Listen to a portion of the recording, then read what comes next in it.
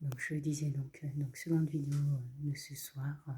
euh, Nous sommes le 13 avril 2022.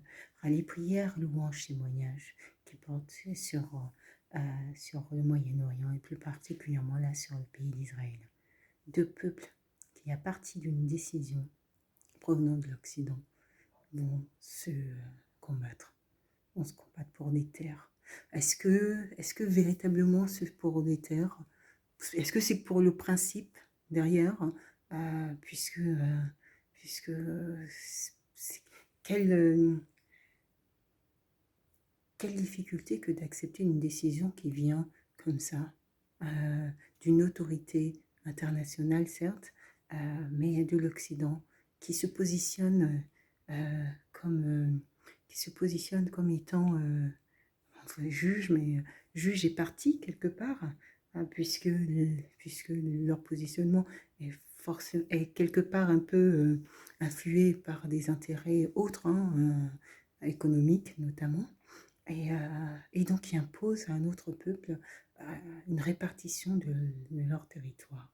Et c'est une décision qui n'a pas lieu même à discussion, et qui s'impose donc à des individus qui vont alors se révolter pour manifester leur désaccord, se révolter avec ce qu'ils ont eux pour pouvoir combattre, et, pas grand-chose parfois. La première intifada et la guerre des pierres.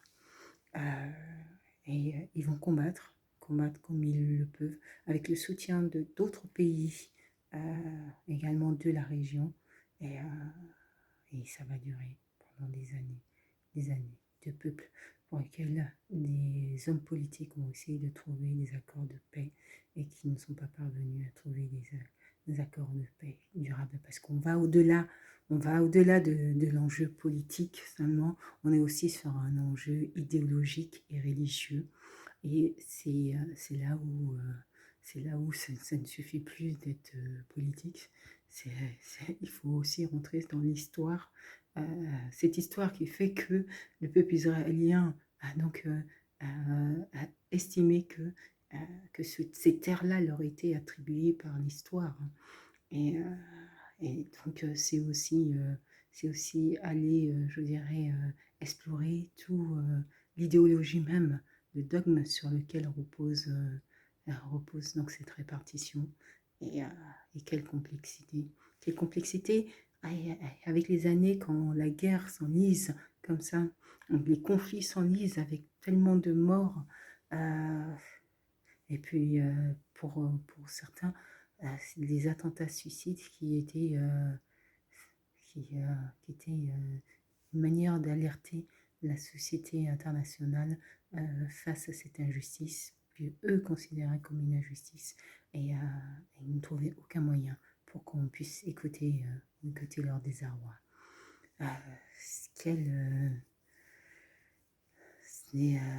miracle, ou si on peut appeler ça un miracle, je dirais, non, c'est même pas un miracle, ça paraît même d'être une évidence telle qu'il faudrait parvenir à dépasser tout ce qui sépare ces deux peuples-là. Ça veut dire parvenir à effacer le passé. Peut-être il n'est pas possible de l'effacer totalement, mais remettre dans la main de Dieu. Considérer, Seigneur mon Dieu, là aujourd'hui, Seigneur mon Dieu, je te remets, Seigneur, le mal que ce peuple nous a fait, je te remets. Et je dirais, ça va dans les deux peuples-là. Je te remets, Seigneur, dans tes mains, le mal que ce peuple nous a fait, les familles qui ont été détruites, les morts qui nous ont quittés, les personnes qui nous ont quittés, décédées. On te remet, Seigneur, on te remet cette souffrance, on te remet ces outrages, on te remet ces peines, Seigneur. Seigneur, mon Dieu, prends, Seigneur, de sorte à ce que vous puissiez avoir cet apaisement qui va vous permettre de pouvoir avoir un regard nouveau sur la situation.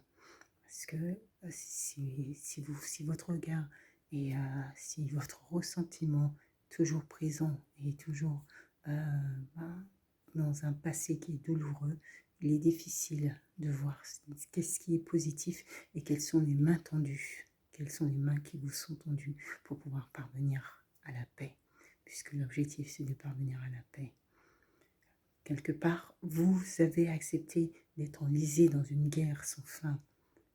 Vous avez accepté comme un piège qui s'est refermé sur vous, ces deux peuples-là, et qui va après ériger une forme d'ego, d'estime, de surestime, qui fait que aucun peuple ne souhaite perdre, aucun peuple ne souhaite reconnaître même, ne serait-ce que le tort ou les torts qui leur sont reprochés.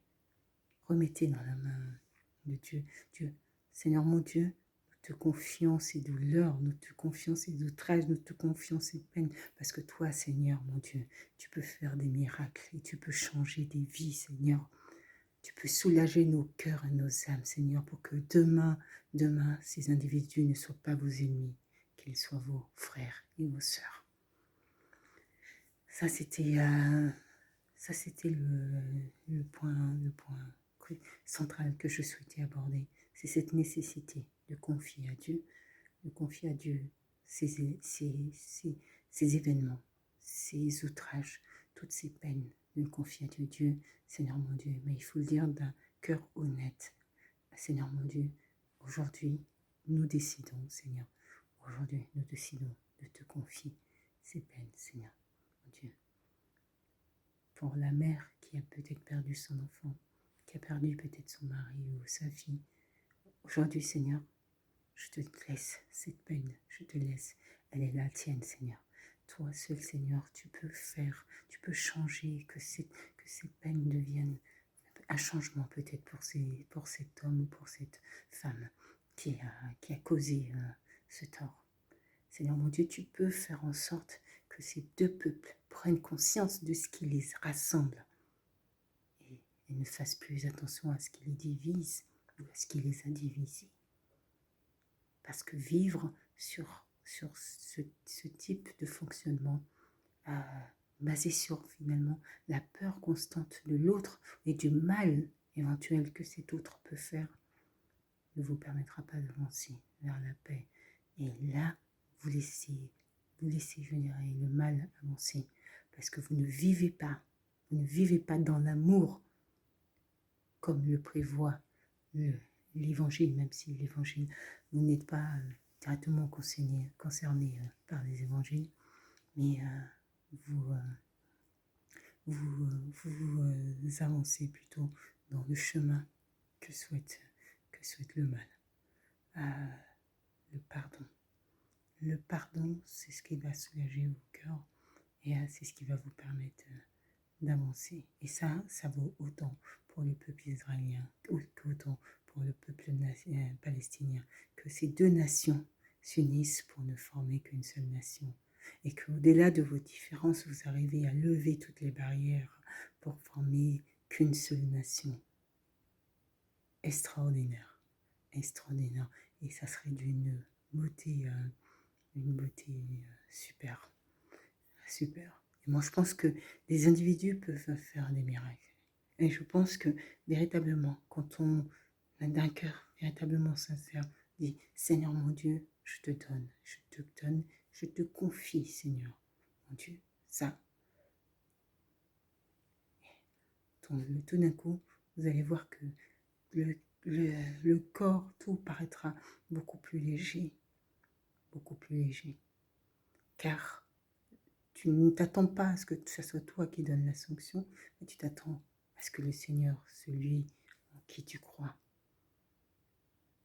donne la sanction